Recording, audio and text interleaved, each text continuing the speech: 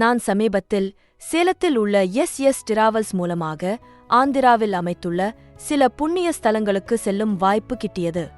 எங்களுடன் மேலும் ஆன்மீக சிந்தனை படைத்த வயதில் மூத்த 8 குடும்பத்தினர் வந்து இருந்ததால் இந்த ஆன்மீக பயணம் மிகவும் சிறப்பாக இருந்தது. இந்த வீடியோவில் மற்றும் இனி வரும் சில வீடியோ கிளிப்பிலும் நான் கைடு மூலமாகவும் கூகுள் மூலமாகவும் திருத்தலத்தைப் பற்றி தெரிந்து கொண்ட தகவல்களை பகிர்ந்து கொள்ள விரும்புகிறேன்.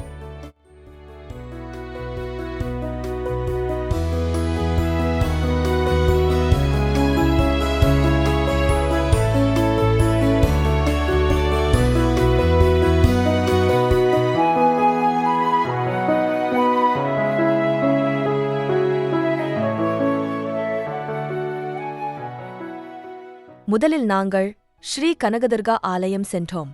ஆந்திர மாநிலம் விஜயவாடாவில் உள்ள இந்திரகிலாத்திரி மலையில் கனகதுர்க்கை கோயில் உள்ளது. இந்த கனகதுர்கா அம்மன் மாதா மகிஷாசுர மர்த்தினி என்று அழைக்கப்படுகிறார். மகிஷாசுரன் என்ற அரக்கனை கொன்றதால் மாதா மகிஷாசுர மர்த்தினி என்று அழைக்கப்படுகிறாள். மேலும் இந்த மாதா சுயம்பு என்றும் அழைக்கப்படுகிறார். அதாவது திரேதா யுகத்தில் மாதா இங்கு தோன்றியதாக பக்தர்கள் நம்புகிறார்கள்.